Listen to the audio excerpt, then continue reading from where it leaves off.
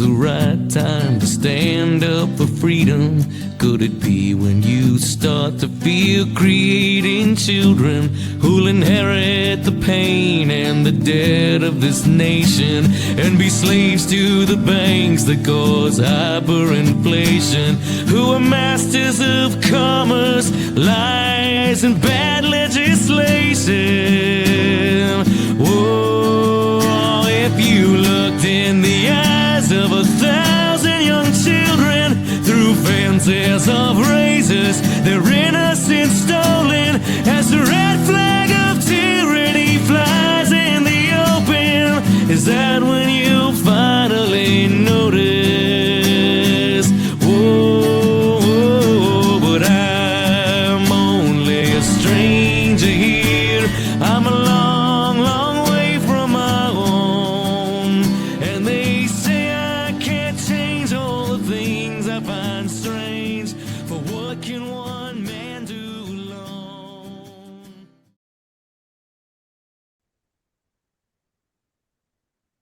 Good evening and welcome to the Liberty Test.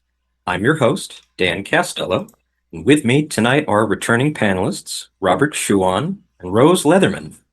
Now, anyone who's listened before knows we spend a lot of time on this show talking about how government inevitably grows more tyrannical if left unchecked, and how the system itself might be the problem. But what about the people who are actually willing to step into that system and fight from the inside? Tonight on the Liberty Test, we're also joined by someone doing exactly that. Thomas Babilon, longtime Libertarian and now official Republican candidate for mayor of the city of Syracuse. Tom's making a bet that a lot of us in the Liberty space have kind of given up on, that good people can actually win elections and use the levers of power to protect liberty instead of just expanding government control. Thom thinks the right person in the right position can make a real difference in people's lives, not just slow down the damage, but actually roll some of it back, at least at the local level. And if real-world success can attract more people to the cause, then there's real potential for broader change, one local election at a time. If Thom is right, then champions of liberty winning and holding office can prove that freedom leads to flourishing and that we don't need to look to Big Brother to solve every problem. If you're regular listeners of our show, of course, you know we're going to push back on that a little bit tonight, because we think the incentives of the system are, let's say, not aligned with libertarianism. But while too many libertarians are either engaged in endless purity tests online or shouting at each other in podcasting echo chambers, Thom's not just talking. He's actually putting his name on a ballot and saying, I can do this better. And honestly, we need more people willing to take on that challenge. So Thom, welcome to the show. Before we dive into the Liberty Test, I'd love for our listeners to get to know you better. Tell us more about yourself. I'd love to hear about your experience with local government, and especially why you're running for mayor of Syracuse. Okay, great. Dan, thanks for having me on. I'm an attorney. I practiced law for 22 years. For 10 of those years, I was an attorney with the city of Syracuse. I worked under 3 different mayoral administrations, and pretty high level attorney. I personally advised all 3 of those mayors, every member of the Common Council, all the department heads. I had a lot of different hats when I was there. And one of the things that really drove me crazy, being a libertarian-minded person, was the wheels in motion at City Hall, and how everyone seemed to lack common sense, and how the government seemed so often to be working against the people that had elected it. So really, that's a big part of why I decided to run for mayor this year. Now, this isn't your first time trying to get the candidacy from the Republican Party, right? Yeah, that's correct. In 2021, I had not been involved with any Republican, insider committee or anything. And at that time, they had designated someone who said, well, I don't really know if I'm going to run or not. And, I talked to some people that I know that were encouraging me to run for mayor.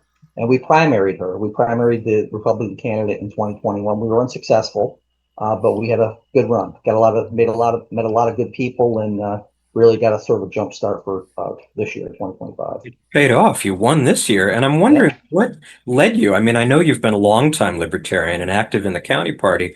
What led you to go the Republican route instead of running as a libertarian?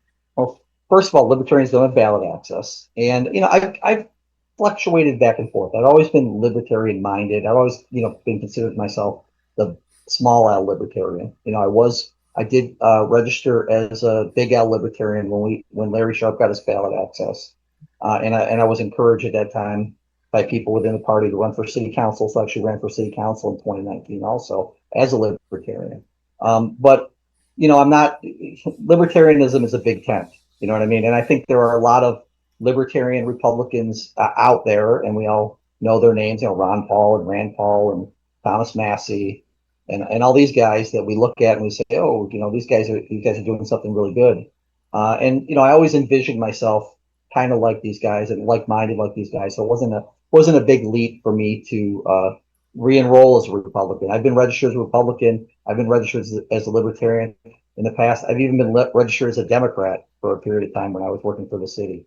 So it's not, it's more about the person that we're electing, to me anyway, than the designation next to the candidate.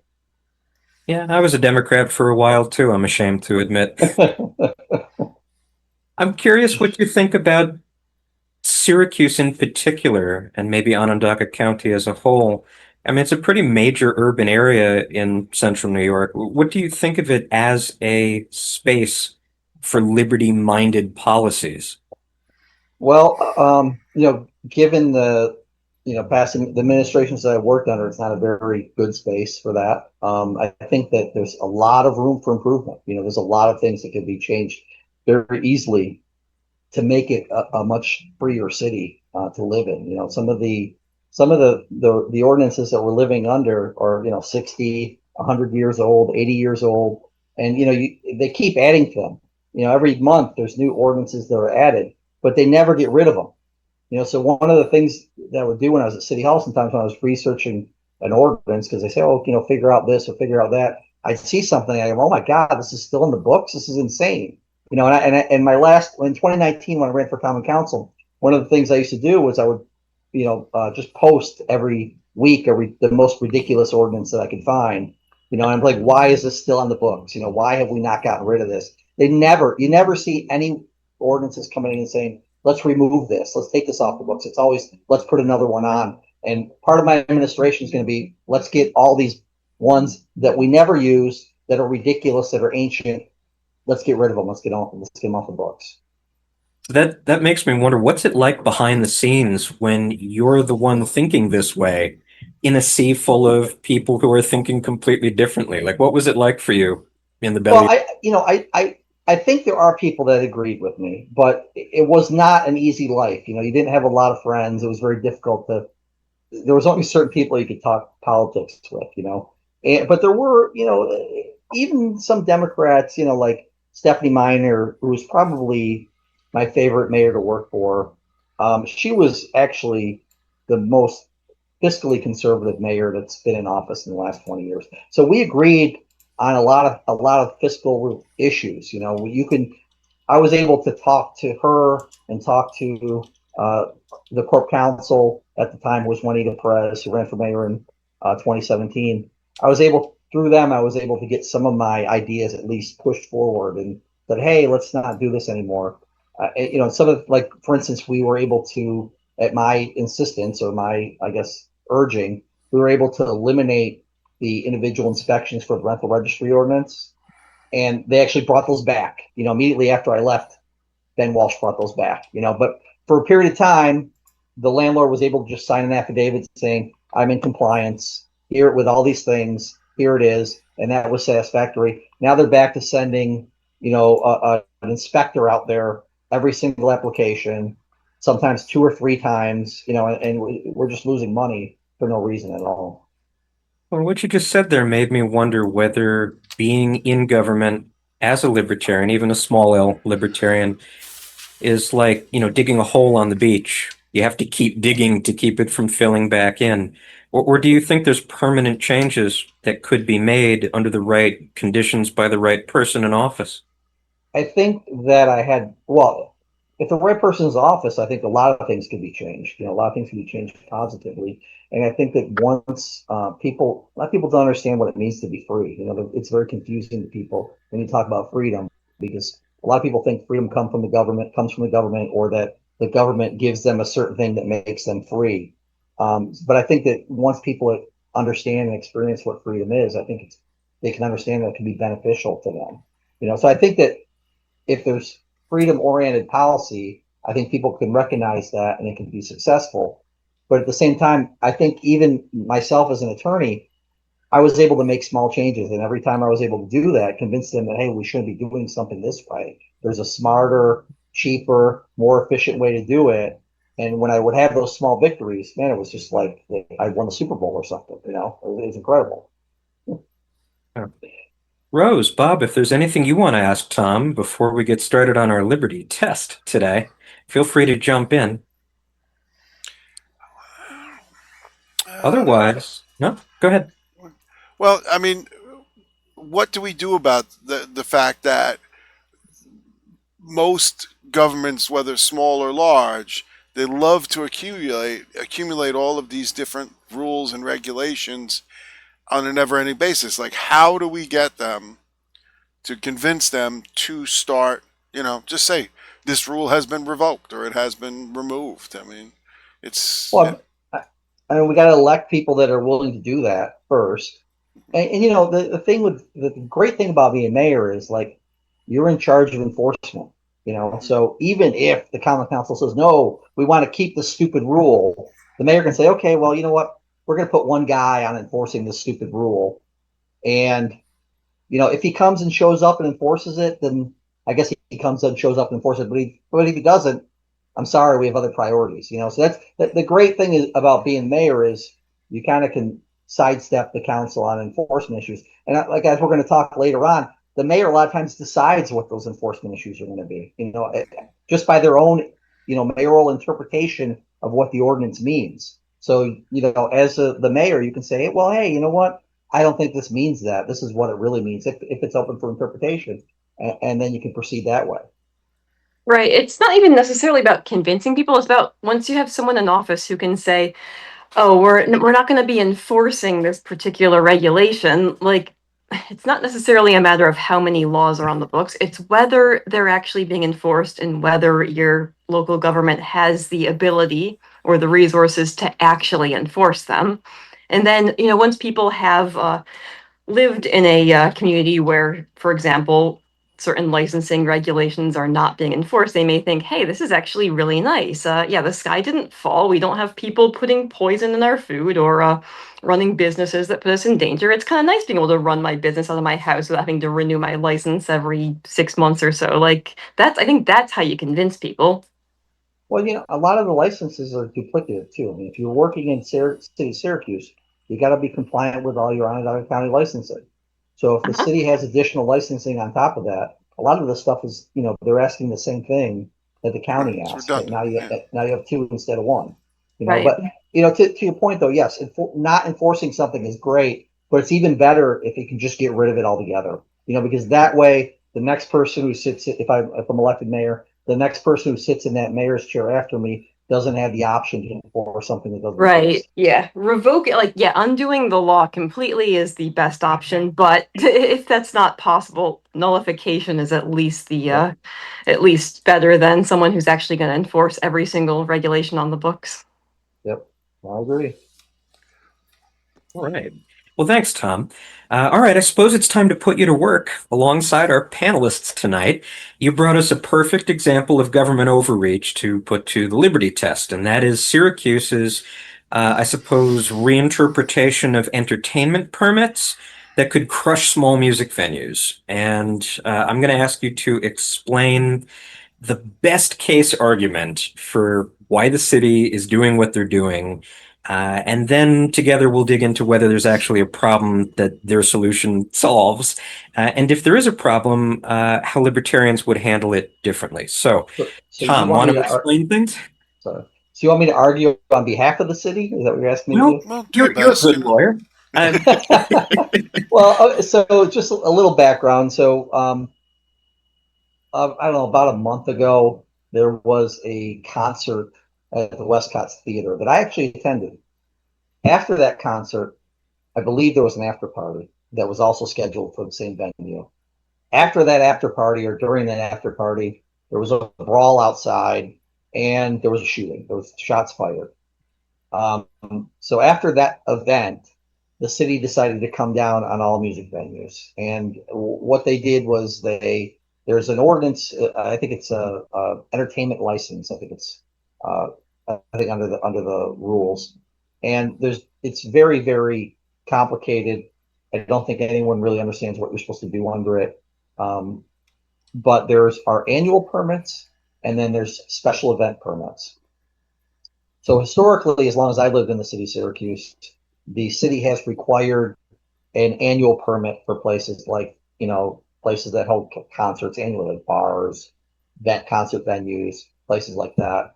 And then there was always this special event permit that you're supposed to get if you have a concert, I guess, and you don't normally have a concert. You're a place that doesn't normally have a concert.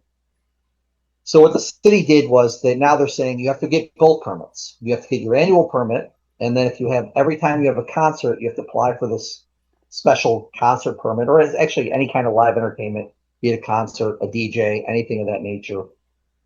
So you have to apply for this individual permit as well as your annual permit. The individual permit has to be applied for 2 weeks in advance, and it requires all the same kind of clearances that the annual permit requires. So,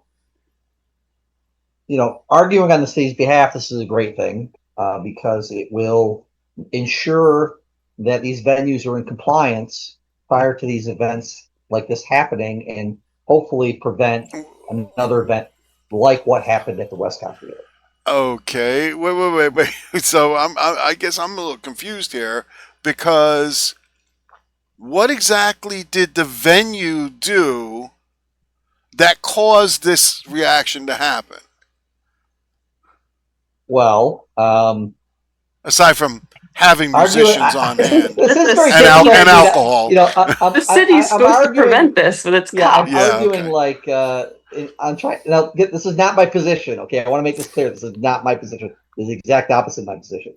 But however, so there was actually several violations that were found at the theater in addition to this brawl that had occurred.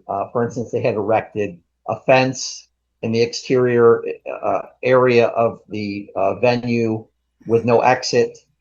So if there had been some kind of fire or something in the theater, could potentially have caused some kind of, some people get hurt or injured. So that came to the attention, which would have come to their attention if this other permit had been requested. With regards to the actual event that happened, as a person, as arguing on behalf of the city, I would say, this is what the city's arguing anyway, that they didn't have sufficient security to handle the matter that occurred outside of the venue. And that's something that would have been noted in a permit.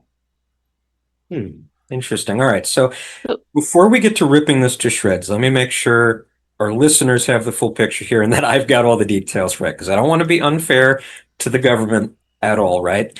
So I'm thinking what this sounds like it means in practice is that music venues in Syracuse, so places like 443 Social, Funk and Waffles, the Westcott Theater, would, under this interpretation of the requirement for permits, they would have to get a separate $15 permit for every single show they host, in addition to the annual entertainment licenses they already carry. And then, if that doesn't sound like much, think about how many events these venues typically host. I mean, I've seen between 120 and 265 shows per year each. So we're talking about venues that might have to file 200 plus individual permit applications annually. And I think each requires a notarized form, right? Submitted at least 2 weeks in advance with police and fire department review for every single show. And if this sounds like it's too much, the city justifies it in two ways. First, they say it's about public safety. So like you said, the fencing and, the fire hazards, making sure the police know about every event. But I also think there's a second reason, and Thom, you can tell me if you think I'm barking up the wrong tree here, but from what I've read, they're also concerned about revenue recovery because City Auditor Marion found, I think, that licensing revenue dropped 80% from 2016 to 2023. And if I'm right about the details here, I think it fell from 170,000 down to less than 40,000. And then meanwhile, the revenue owners that I've looked into, they're saying this could kill the live music scene entirely. I mean, they're saying they're already stretched thin dealing with a pile of existing permits and regulations. And now they're facing what one venue called crushing bureaucratic paperwork that could make booking touring acts nearly impossible. So, sorry, that's a lot. Thom, from your perspective, having worked with the city, what do you think is really driving this policy change, and what's your actual view on what they should be doing? I think what's driving it is Mayor Walsh trying to save face with what happened on the Westcott Theater incident. I mean, I don't, personally, I don't think Westcott did anything wrong. I can tell you, I was at the event. I was at the Westcott earlier that night. They had all kinds of security. I mean, it was not an event that was unsecured. I'm assuming that those people stayed on for the second half of the night after the concert was over. What I understand happened was that there was a large brawl outside of the venue, and police were called. They sent one officer who did not handle the incident, and then left the scene. And then after that officer left, there was a shooting. So I think what he's trying to do is place the blame on the Westcott Theater, which is really something where the blame should have been placed on his administration for not adequately answering the police call, the 911 call regarding the thing. Translation: if only someone had paid us just a little bit more money, we could have stopped people from being shot, is what he's saying. Yeah, pretty much. No way. I mean, because this ordinance was written like in 1964, I think. Okay, so right, $15 in 1964 was probably like $300 or something. It was a real amount of money, or at least it was over, at $15 per permit with the amount of review that the city's requesting, they're going to lose a ton of money on every single one of these permits if they're going to require them. Real life, you know what's going to happen. As libertarians, we know what actually happens. One of several things. First, they're just not going to do it. Okay, what's even worse is for the venues is that you're going to file the paperwork, and what happens if it takes 3 months to get approved? You see, because if you have to file it at least 2 weeks in advance, and you hand it off to the police and they sit on it for a while, and then they'll hand it off to the fire department and they'll sit on it for a while. And if they send somebody out at all, which would probably be unlikely, how long will all of that take? So basically what will happen is the date of the concert will come and go before you ever get it. And then what will happen is you'll have to get special consideration. See, this is one of those things that government loves to do, is that, you need that permit for tomorrow's concert. Well, if you pay us, give me then maybe we'll get you a permit faster. The other thing that happens is if that starts to happen and these venues start to lose money, what will they do? They'll move outside of city limits, because that's and that's already happened. I mean, I would not be surprised if licensing revenue is down just because people relocating their businesses. Right, we're going to see. It's so difficult to do business in the city of Syracuse right now. We're going to see black market music venues, basically. This will kill the music scene. Like part of the fun with people. I don't know. It sounds kind of fun. Part of the fun of these kind of like these small venues is that you have a band that's maybe not even locally famous yet. It's just people who get together in their garage and practice and are trying to make it in the music scene, and they managed to get a spot. I don't know, this coming Friday because the local music venue just happened to have the stage free for an hour. That's part of the fun. You go to a music venue and you see some cool underground bands who may or may not be any good. But having to get permits weeks in, again, like you guys have said, 2 weeks. 2 weeks is it's not going. It will not be 2 weeks. I want to give you guys. That is the kind of thing they tell you to make themselves sound reasonable. It will be months and months. And the price that will. Sounds absurd until you do some research. I actually looked into what 443 Social needed to do in order to open a venue. So just get this. This is the picture of a bureaucratic nightmare. This is bad by any standards. Like Syracuse is among some of the worst places, according to what I've found. So get this. You already need several permits in order to operate. You need a special permit. That's what it's called. Months to obtain approval. And it's not required outside Syracuse. Then you need an entertainment license for live music. You need a sign permit. You have a license to entertain people. Yeah, in order to have a sign, you need a permit for that sign, and you need separate permits for separate signs. Of course you do. Also, a health department permit. There's the liquor license. There's the plumbing permit.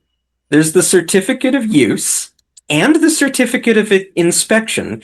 And the total cost is well over $5,000 in permit fees. Just the New York State liquor license is $5,000, and then you need a cabaret license. When you have any kind of live entertainment, it has to have a cabaret license in New York State. Get this, you also need waivers. So when 443 Social got their operating permits, they had to get waivers for adding vinyl lettering to their door because the sign permit only allows one sign.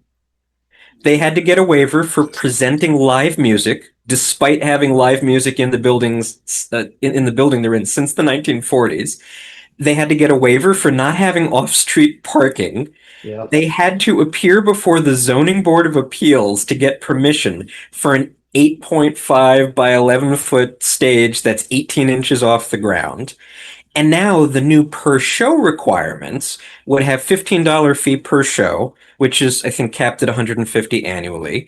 The application has to be submitted 14 days in advance. It has to be notarized. You need a copy of your photo ID. The police and the fire departments have to review each application, and the certificate has to be posted conspicuously during the event. Can you guys imagine the impact on small businesses? Yeah, and Dan, I'm glad it's interesting you point out that it's capped at $150 because that happens to be what the annual fee is. So it's clear that these were not supposed to be interpreted together. That it was either or. It was either or. And with regards to the sign permits and the off-street parking variances, that happens to every single business that comes in there. Like this, I can't tell you. For 2 years, I ran the Housing and Codes Division. I can't tell you how many idiotic sign permit violations I had to prosecute. When I was there, this is 2008 to 2010, when I was doing this, they literally were prosecuting people for having lights in a window on the outside of the window. You know, the light that went around the window, they were saying that was a sign. And I would be arguing with zoning. I'd be, this is not a sign. A sign is clearly something that is communicative, that is in lettering. No, this is how we're interpreting the statute. I had to deal with this for 2 years on so many businesses. It was ridiculous. Every time I had to do this, my stomach just churned. Well, this is what happens. It was horrible. When you task people with enforcing certain regulations, they're going to find violations of those regulations because then they need to justify their employment. Mm-hmm. Yeah, that's exactly true. There is a point at which you wonder, like, okay, is this simple incompetence because the state thinks that additional regulations are going to solve their problems? Or is it something a bit more nefarious? Like, is there somebody who's kind of bribing them or encouraging them to pass these regulations because they think it will benefit them? Like, could there be, like, in this particular case, certain larger music venues who want to eliminate competition by putting up unnecessary roadblocks? Because that is, a lot of people don't realize this because they believe that regulations exist for the safety of the general public. They don't realize so many of these regulations are written by lobbyists who just want to be able to have a state-backed monopoly so that then they can raise their prices because then then they get to enjoy monopoly pricing. If that sounds far-fetched, let me give some credence to that. Smaller venues present 120 to 265 shows per year. the thousands of required permits will flood the city permit office, right? Yep. So per show permits could take days to weeks to approve. And so now let's think about the practical problems. If you're a touring artist, a venue must sign a contract with guarantees for bands. So what if the permit is denied after the contract is signed, right? So no venue has large support staff. So that lends credence to your big business supporting this. So a small venue, it's like one or two people, maybe a few, they're stretched thin. Um, how many permit applications can they really do? To your point, and Bob made this point earlier, they're not going to be approved. They're going to take months. I mean, Right. you know, That's the real life effects. a friend of mine had a sidewalk permit. Okay, sidewalk permit is much less complex to have your seating at your sidewalk outside. All you got to do is tell them how much square footage it is, what part of this, where you're going to have it, and ensure that you have a liability insurance in an adequate amount. Those are taking 4 months to clear. I mean, and what happens? People just put the stuff outside while they're pending where the permit is pending. They do the side, they do what they were going to do anyway while their permit's pending. And then, if code enforcement shows up and like, hey, listen, I did everything I was supposed to do. What am I supposed to do? Not operate my business Right. until you guys get to this? I mean, it's ridiculous. It's just completely ridiculous. Looking at some of the solutions that the venue owners are doing, it almost feels sad, like a beaten puppy, like groveling to its master. Uh, they've actually tried to band together to find a solution that will, quote, give the city what they are looking for without crushing us under the weight of unnecessary paperwork. And what they're proposing is quarterly or even monthly show lists instead of individual permits. How sad is that? It's stupid. I mean, I worked at a large nightclub in Florida, and we had 2,000 capacity. We had shows all the time. Like every Saturday, we had DJs. We had large concerts come in. This is Orlando. Nothing like this. You get your annual permit. This is how it works in a real city. You pay for your annual permit. It depends on how big your venue is, the expense. They come in, they do an inspection of your property. You pass, that's good. As part of that permit, the police and fire can come in anytime you're having an event and do a surprise inspection. And guess what?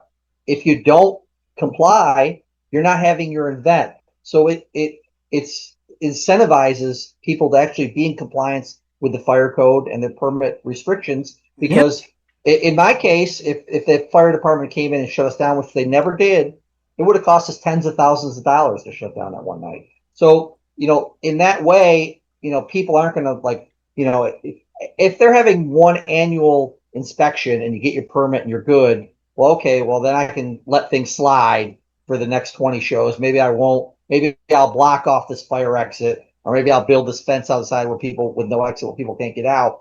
But if you are subject to a surprise inspection as part of your permit, and you might get shut down that night and lose thousands of dollars, you're going to make sure you're in compliance for every single event, because you can't risk getting shut down. But this whole thing about having a permit for every single event is just pure stupidity. Well, and what it kills is look at the small bars on the corner where two, three people want to come in with a couple of guitars and a drum set just to play some music. So now you've got to schedule it so that you file permits far in advance, because again, 2 weeks is just a joke. It's not going to happen. Okay. And then pay this money to $15 it's kind of insulting in a way, because again, if this was for real, the permits would probably cost a lot more money, because they would be like, okay, we have to pay the police department to inspect, the fire department to inspect, the building inspector, all of these different agencies have to come in and do their job. If this is the whole idea behind this, that costs a lot more money than $15. This is just, it's literally harassment is what it is. And it sounds like a mafia grift. What will happen is the small bars will either violate the law and just have the shows anyway and hope they don't get caught.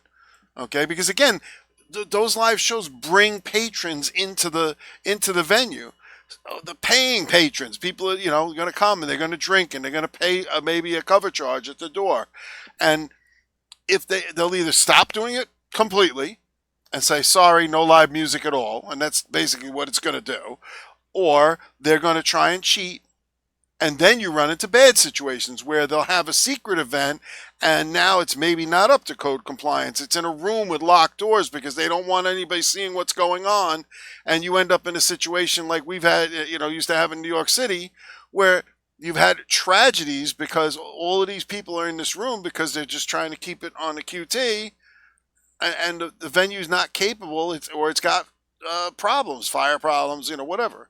It's right. You're going to have bands that are afraid to even book a show at a local venue because they're like, it could be shut down if it turns out that they're not in perfect compliance with some vague, poorly written regulation. Like, I think you are going to see a lot more use of, you're going to see loopholes. Like, you're going to see people holding their concerts in things like, I don't know, open fields that technically don't have to qualify 10 feet as outside of city limits.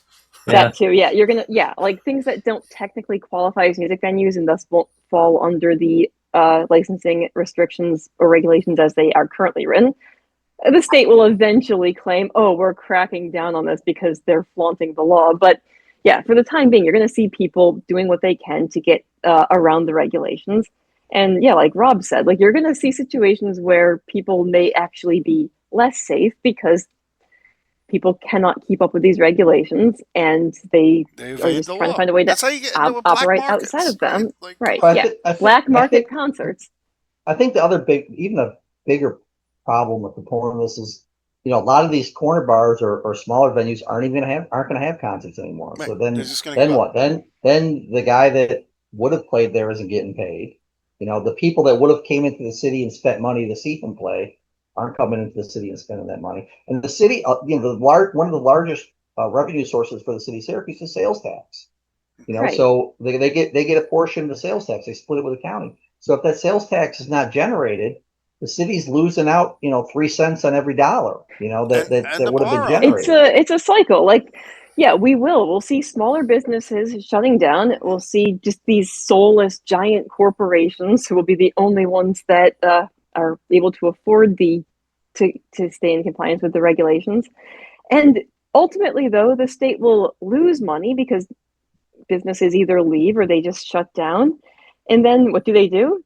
They have to find a way to make up for the missing revenue. So they find other things that they put more regulations on the population. They find other ways to tax and impose fees and fines on people. I think this is the thing that the libertarians shake their heads most about is that we know what's going to happen. We know what's going to happen ahead of time. We can tell you what's about to happen, and yet the people that want this kind of thing insist that it's going to make things better. And you want people to die in shootings, don't you? That begs the question: is there an actual problem here that the government is trying to solve, however ineptly?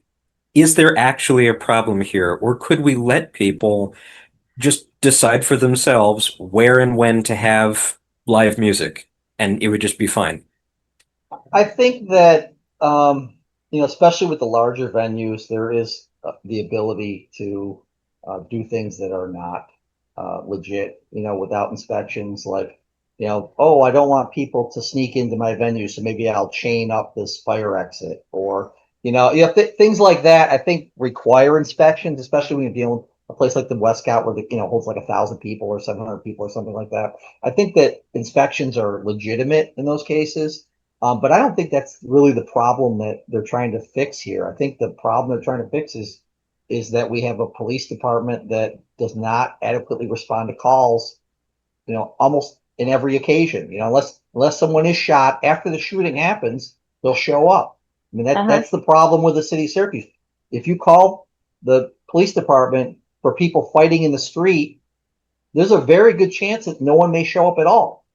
I've had that happen myself. I've called 911 for people fighting in the street.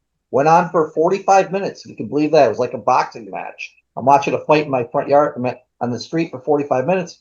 They never showed up. It ended up with one guy picking up a paver out of somebody else's yard and hitting the guy in the head with it and knocking him out. Then the guy woke up and called himself an ambulance. This is 45 minutes later. And then I called 911 back. I'm like, don't worry about coming because The ambulance situation got them. resolved itself. Yeah. You know? Well, but this, And yet they have time to set up speed traps and seatbelt checks, though. Not the Syracuse police. I have seen them do this. I've never seen the Syracuse police do this. I have seen the sheriffs come into Syracuse and do it, and the state troopers do it. The state troopers usually do it like on 690. The sheriff's department once in a while will do compliance checks like in the worst part of town. But I have not experienced the Syracuse Police Department doing that. Could be. I just remember I was like, they once decided, I was driving home from, this was years ago. So yeah, college classes. And they had a seatbelt check set up on the on-ramp getting onto 690. And I'm like, wow, all these unsolved murders, and yet they have time to set this up. And yeah. The troopers do that on Revenue 690. generation. The troopers do that on 690 still today. They'll have like, we're doing seatbelt enforcements this month, so be careful. You know, they'll give you that, you know, broad warning, and then you see them. You know, there's a couple exits on 690, but you know, we got 200 less police officers than we had in the early 2000s. And I don't know when you were in college, but when I came here in 2003, we had 550 police officers. We've got like 347 now. You know, so it's like, it's crazy. is it now? Crazy. I mean, obviously, we can't speak officially for the Syracuse Police Department, but what would you say? I mean, is this a funding issue? Is this the city just cutting back on all services? Like, what is the root cause of all of this? I think the root cause is that we're unable to recruit new police officers. That's one, and people are retiring.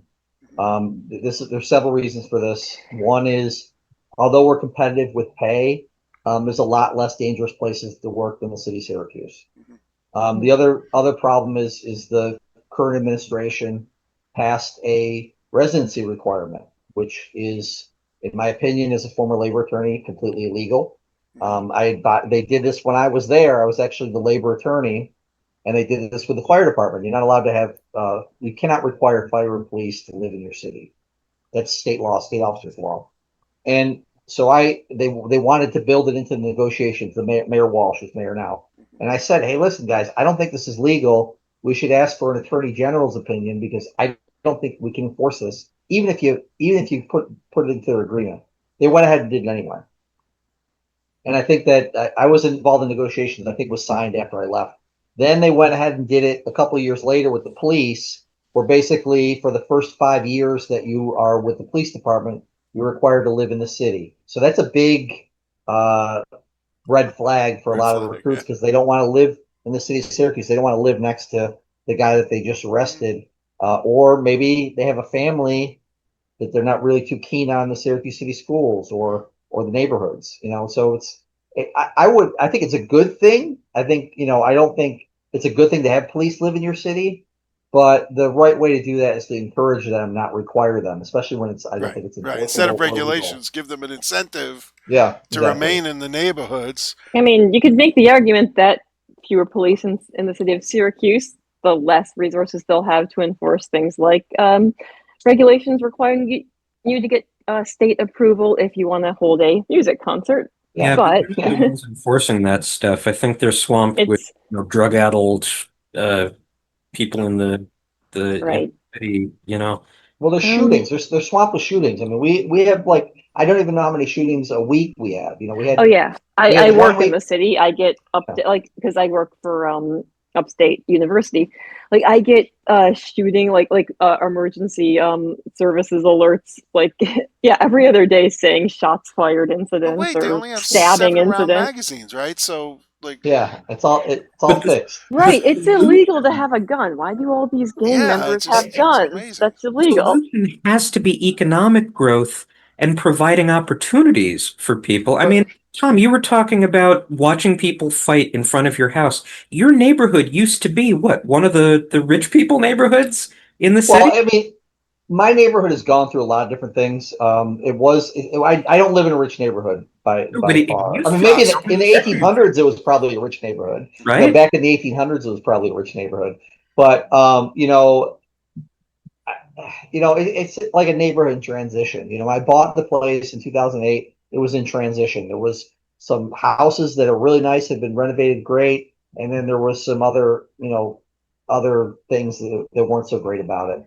It's gotten worse. I mean, from 2008 to probably 2017, I think things were pretty good, but it's gotten worse in the last 7, 8 years, like to the point where I did a live a couple weeks ago. I mean, this is just how, like, the police don't do anything unless it's something super major. I mean, I did a live Facebook Live a couple weeks ago where there was a guy outside my house on my block running up and down the street with no shirt on, big rip in his pants, and just screaming at the top of his lungs, and stop getting in front of cars and stopping cars, running in and out of people's yards. There was like 4 people. We're all outside on their porches watching this guy on the phone 911. You know, they came, they saw who it was, they turned around, they left. They didn't even approach him, ask him what was going on or anything. So later, the guy apparently went down the block to the apartment down the block and, you know, pulled his thing out and started playing with it in front of the apartment. I don't know what happened, and then he disappeared. Then later on, I saw him in front of a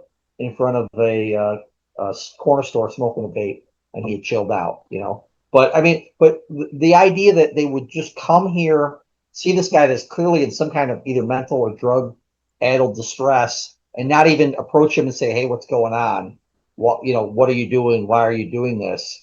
is crazy to me. That would not happen in any other municipality in the county of Onondaga. You know, this is clearly a managerial thing where they're saying, "Do not approach these people. We don't want this reported. We don't want you to, you know, get yourself involved in these types of things unless something physical actually happens, or unless there's some kind of properties destroyed." So don't do when anything. that person hits somebody over the head with a brick, then it's then maybe they'll show up. You know, if the guy's dead or something. You know. So then, what's the point of having a government at all? You know. Yeah, that's what I mean. If the purpose of the government is to protect us, at some point, this government is failing horribly. I mean, they don't come for anything short of someone getting stabbed or assaulted seriously. I mean, they don't show up at all. And, you know, part of that is the staffing. Part of it is managerial direction. Like the mayor is literally telling them from the top down, "I don't want you doing this stuff." You know, it has to be, because otherwise these guys would be getting disciplined for showing up to a call and not doing anything. You know. But then you have the problem is if you don't enforce the law, if the people who live in neighborhoods don't perceive justice, then they create their own, and you won't like it. You know, this is the problem: is that if the justice system doesn't do its job to a certain extent, then people will take that into their own hands, and the government tries to pretend that that's not the case, but that's what really happens. Because again, maybe that guy gets taken behind a building and given a little beating. You know, that's like it happens. I mean, that might benefit some people. Best case scenario, if people were, for example, like if local businesses were to take matters into their own hands, like that could just come in the form of hiring their own security guards, like rather than charging venues for additional fees and making them comply with all sorts of difficult regulations that will likely put them out of business on the grounds that, oh, we need to do this so that our police officers can make sure that there's enough enforcement to prevent shootings there. Like, just let them hire their own security guards to protect the concert goers from shootings. But I'm sure there's multiple layers of red tape in New York State that would prevent them from doing that. They do. I mean, and this place did have security guards. I mean, they had plenty of security at the Westcott, for instance. But what happens when the brawl happens outside of the venue, which is what happened here? I mean, you need police to handle that. You can't send your security guards out on the streets as vigilantes to say, "Oh, I'm making a citizen's arrest," and they don't want to do that. You know, they don't want to do that. They're not going to get involved in something that they didn't sign on for. So, I mean, I think in those cases when it's on, you know, public property, this was literally on the sidewalk and in the street of the city of Syracuse. You need police to show up and actually do what they're hired to do. So you know? it sounds like when government is basically violating some pretty sound libertarian principles that I want to get into in a minute with our platform, but basically they're undermining the economic viability of the entire city as an entity. They're hurting the very people that bring prosperity to the community. And then as those people leave and their businesses shut down, all you're left with are the shirtless guys running around and causing problems, and there's fewer resources to deal with them. So I don't I don't know that we have all the solutions, but I want to at least analyze what about libertarian philosophy is being undermined here and why it's a problem. So, Thom, usually we look at our platform and Bob can bring it up on the screen.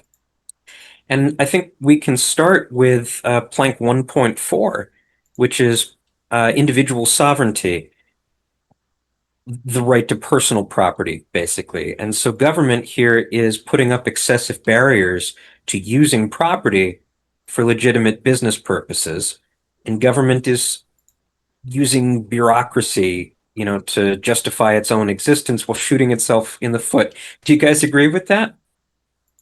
I agree with you. Yeah. I mean,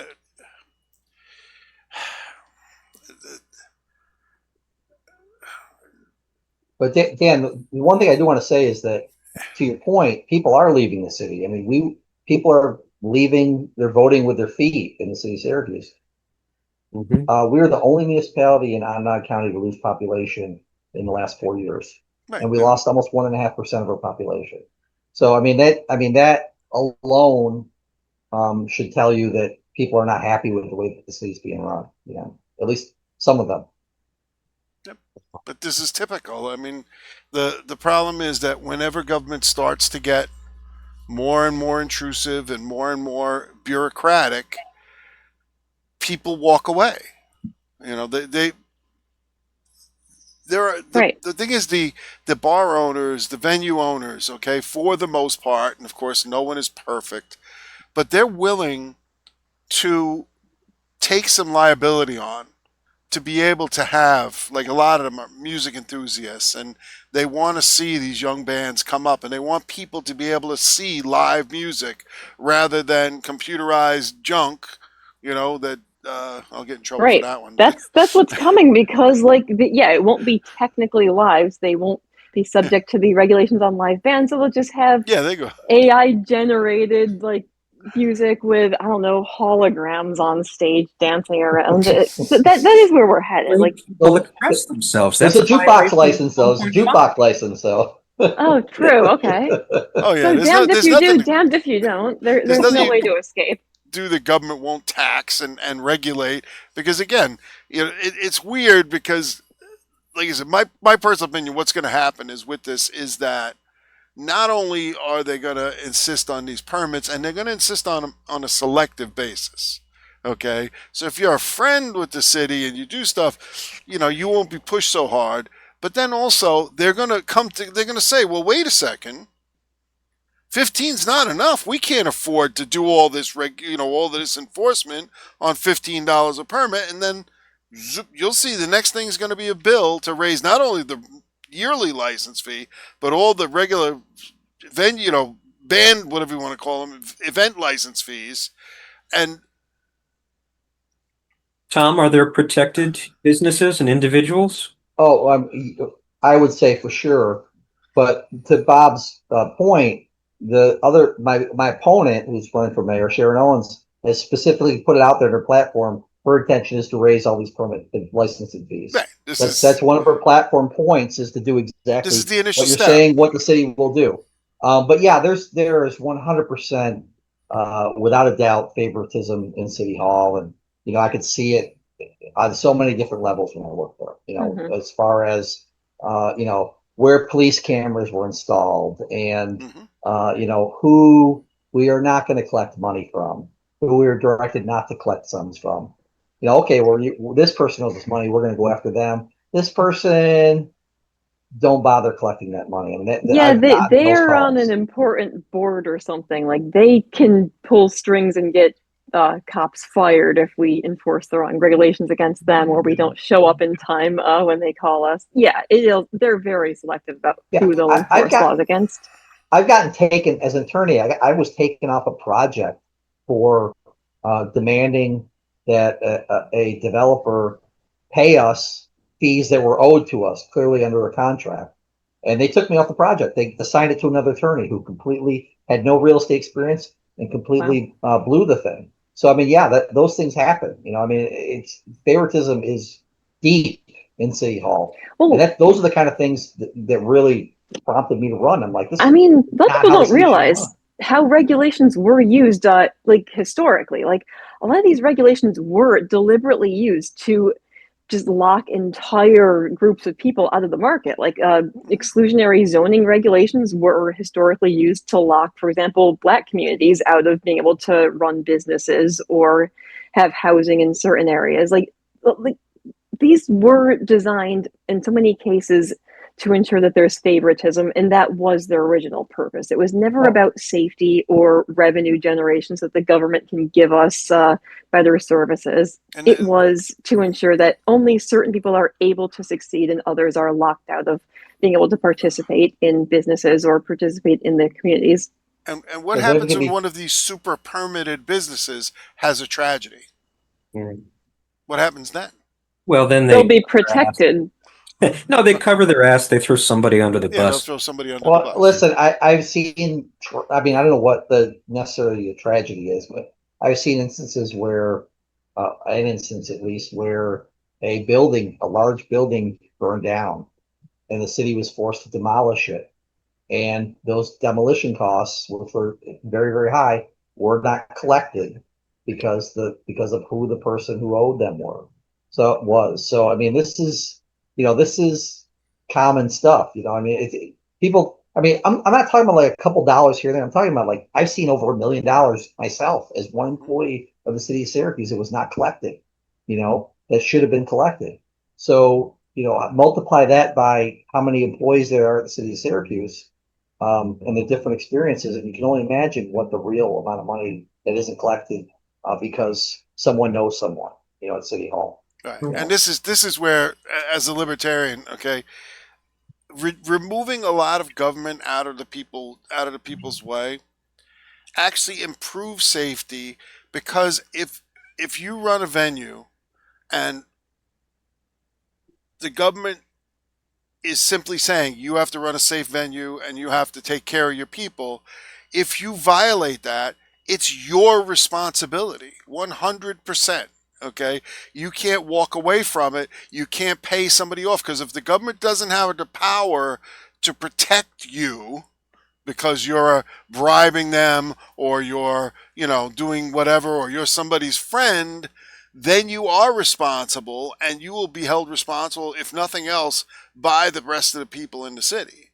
So you know what I mean? It's when the government has too much power, the problem is that they can take responsibility and twist it and turn it to their whim. Well, Bob, based on what you're saying, I was thinking it was mainly an individual sovereignty violation, personal property rights. But the more you guys talk, the more I'm thinking it's really voluntary agreements and free exchange. That's platform plank 2.3, because the government, by interfering with voluntary contracts between venues and performers, is inserting regulatory uncertainty that disrupts business relationships and allows for the very corruption you guys are talking about. And it creates an incentive for politicians to abuse their privileges in order for them to get personal gain. Let's be honest here. They must be doing this for some reason. If it's hurting the government coffers, if the city is actually losing money on this, it has to be benefiting somebody that they're making. Precisely. Well, this is the question. Follow the money.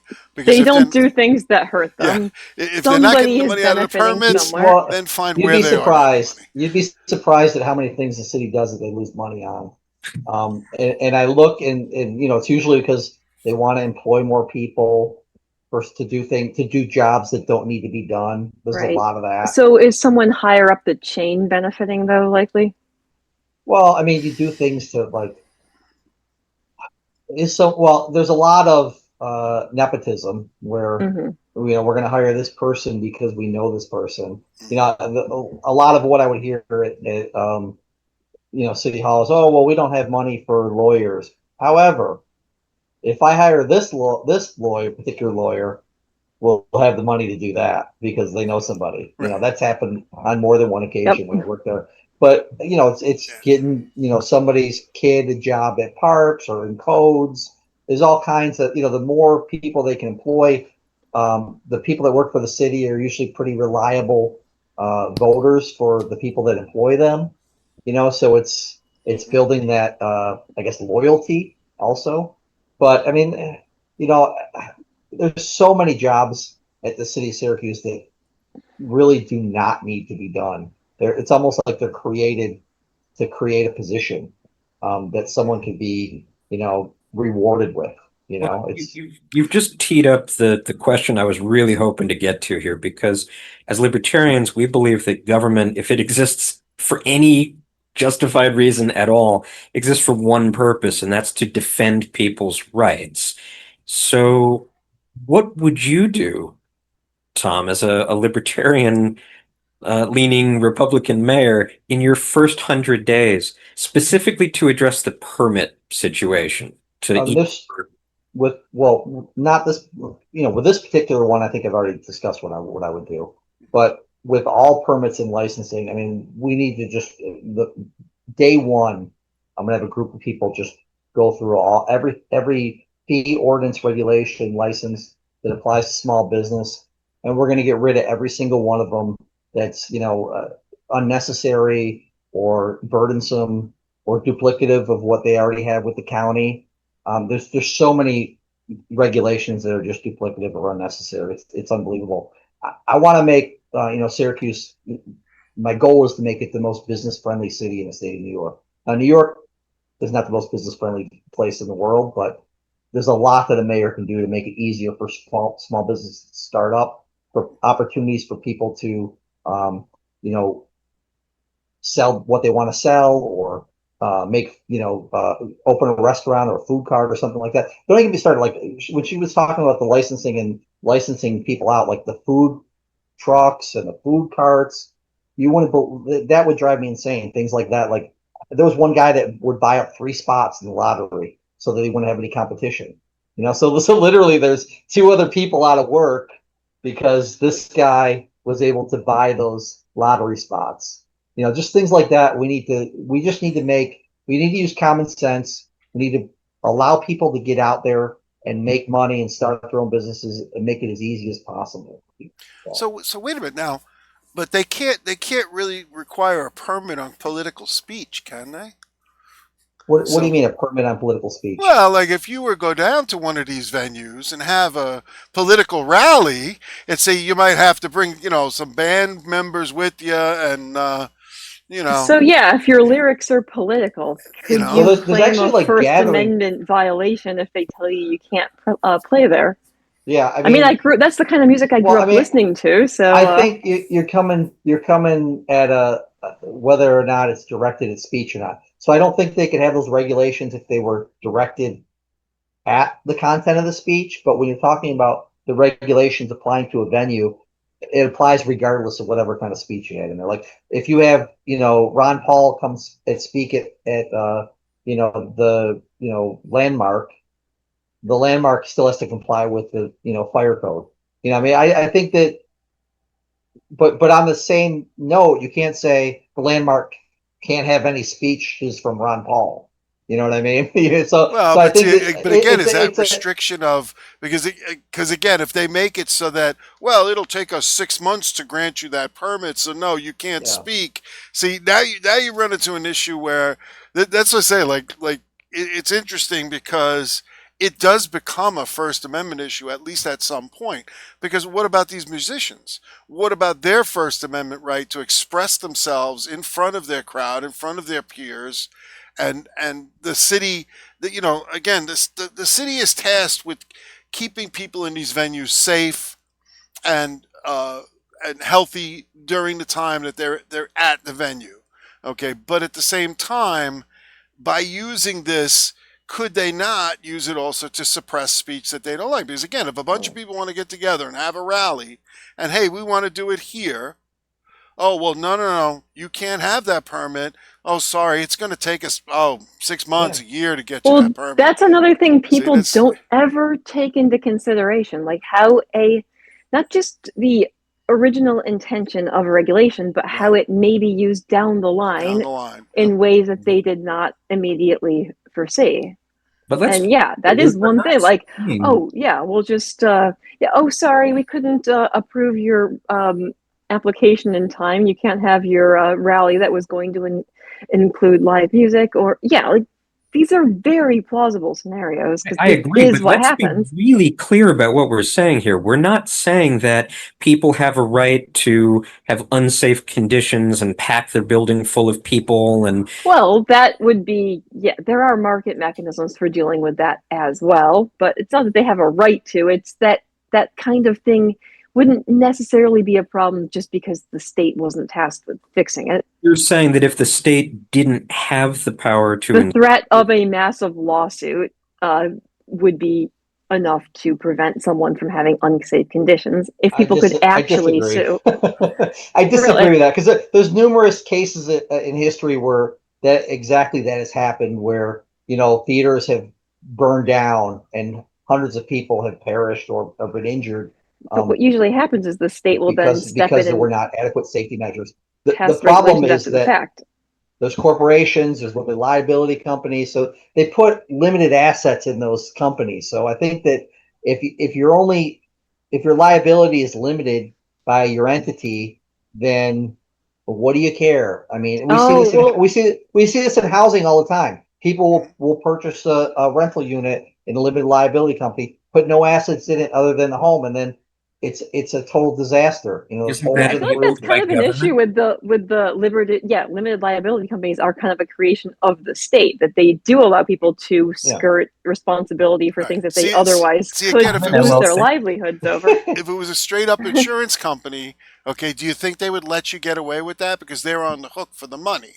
And this is the problem, is that the government can basically go around these regulations or take the or force these companies to take on risks that they would not normally take on because you have the permits and the city says it's okay, whereas again, if the insurance company directly had to pay for anything that happened in your venue, okay, and you had to get insurance from those insurance companies, how many of them are going to let you have an unsafe venue? Now, Okay, Bob, let's be clear. You're not advocating for mandatory insurance. You're saying that no, in a truly free market, you would need to cover your ass by getting insurance. exactly. Well, because you could lose everything if you didn't have insurance, but then insurance companies don't actually want to give a six-figure payout. So, Right.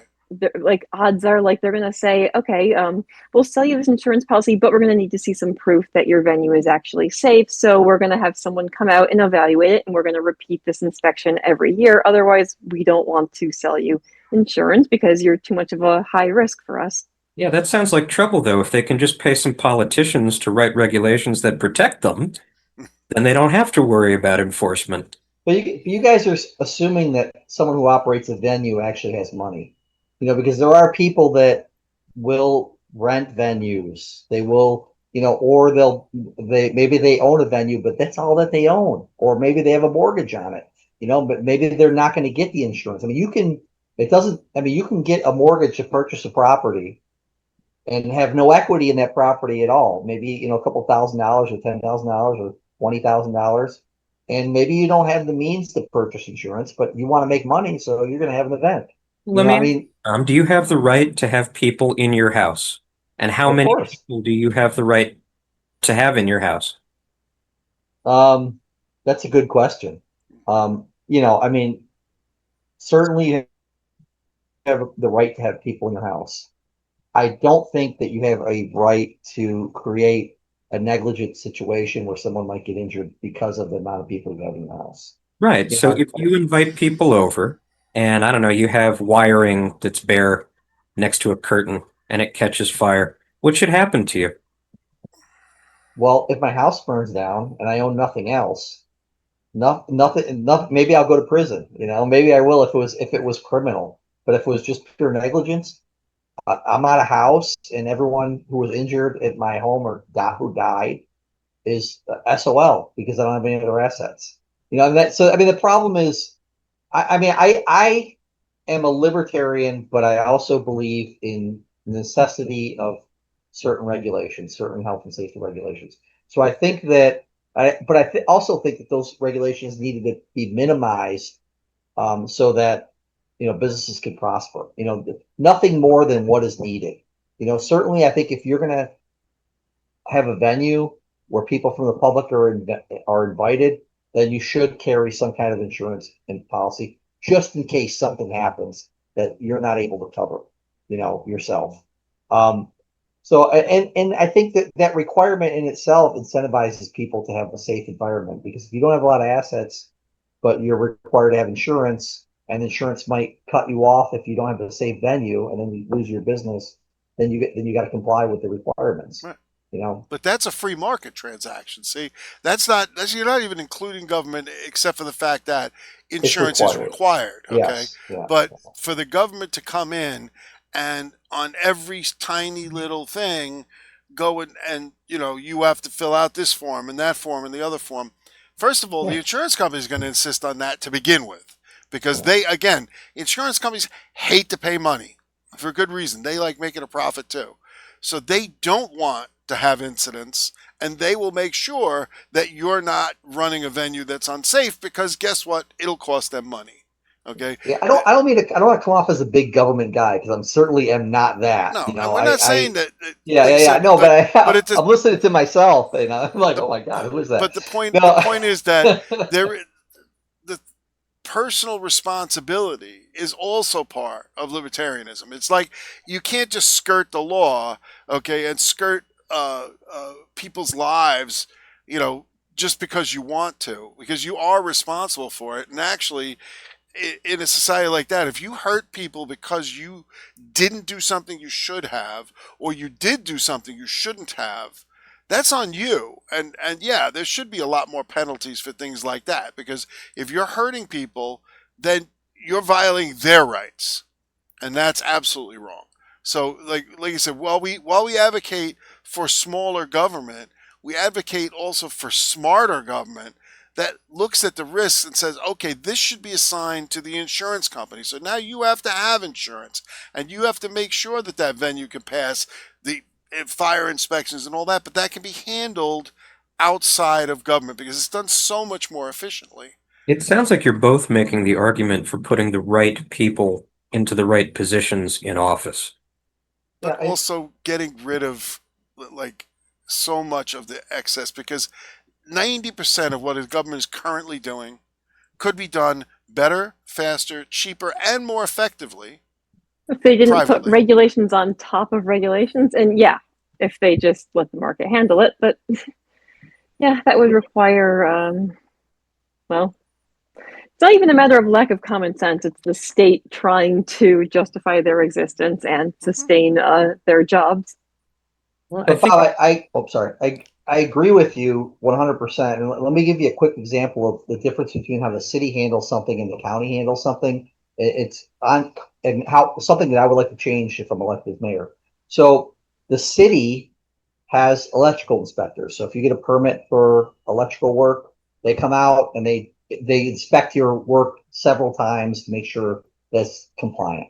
The county, your contractor has to hire an inspection company on the private market to come out and do that inspection. And it's actually a much better inspection, because if that private company does something wrong, they pass a property that should not have passed, they're going to lose their license, and that guy's out of business. If a city of Syracuse electrical inspector does something wrong, oh well, is anything going to happen to him? Nope. Probably not. No. So there's less incentive for him to do his job right than someone on the private market. And I'd love to bring things like that. There's lots of examples like that we can bring into the city and get rid of some of the excess government that we don't need. Sounds like it's a question of skin in the game, and that governments find ways to maximize benefits to themselves, to the people who work in positions of authority, while passing on the costs, to society as a whole.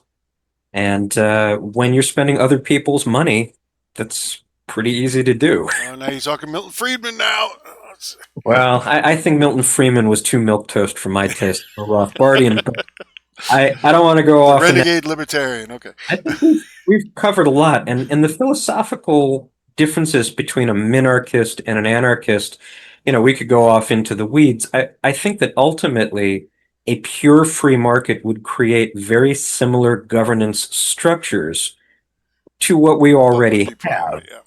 Yeah. Mhm. I think whether insurance companies get together and buy a bunch of land and create a city and they agree on how the rules are going to be and they enforce it with, police and firefighters and all the other stuff, or whether it happens differently, isn't really the issue. I think we all agree that there should be some regulation of how people behave. Right. It wouldn't be a free for all in a free market. Right. It would just, there would be hoops to jump through, but there wouldn't be all these Yeah, unnecessary ones that are done purely to benefit some bureaucrat who can't be fired sitting in an office, who has that's it. no real connection to your community and is just looking for ways to raise revenue. No one here And is advocating for, having crowded venues with bad electrical and no fire suppression systems. It's just that Right. when government does it, it comes out sometimes almost as bad, costs 10 times as much, and is basically playing politics because if you're connected, nothing will happen to you. But Yeah, if you're it puts not, all the small ones out of business. Then a giant corporation has the monopoly. Something bad still happens, but they can afford to bribe the justice system, and nothing happens anyway. well, I think that's going to wrap up tonight's Liberty Test. Thom, thanks for joining us and bringing this Syracuse permit issue and the other local issues to our attention.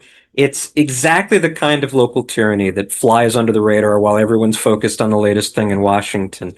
Now, of course, I want to be clear about something. Thom, while you're out there doing the hard work, knocking on doors, attending meetings, putting your name on the ballot and your reputation on the line, that takes guts and it takes sacrifice.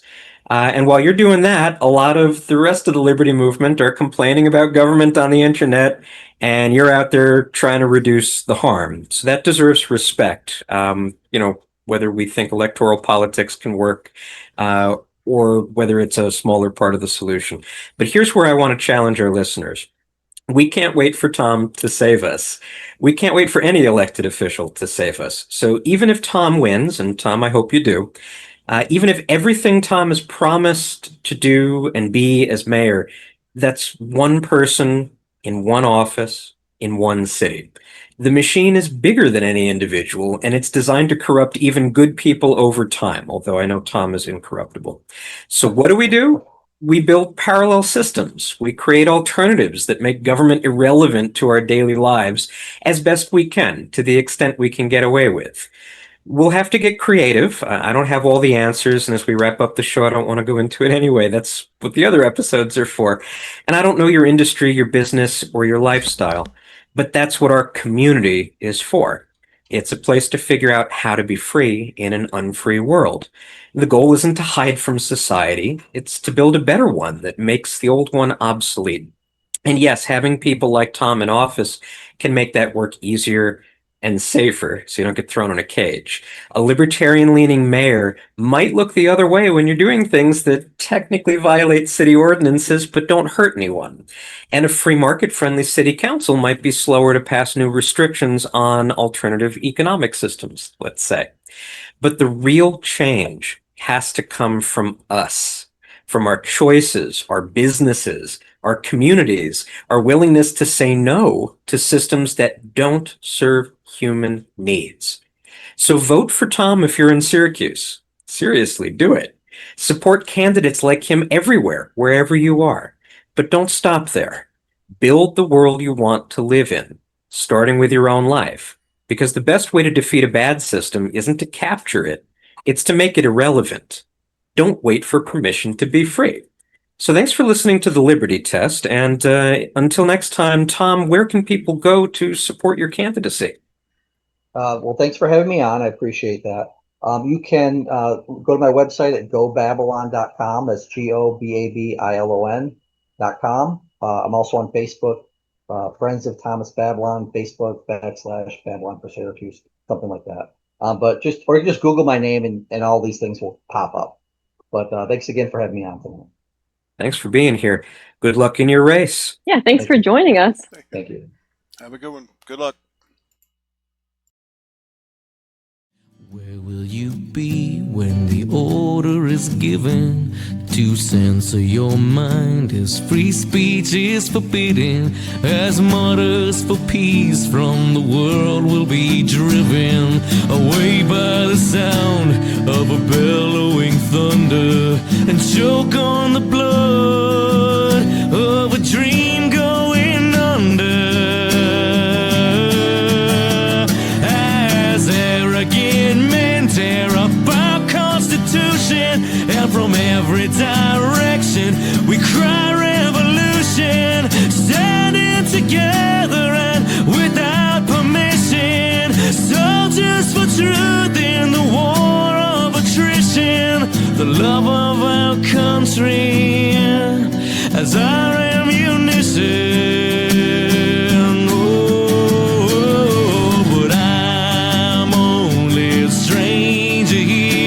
I'm a long, long way from my home, and I'm going to change all the things I find strange, for I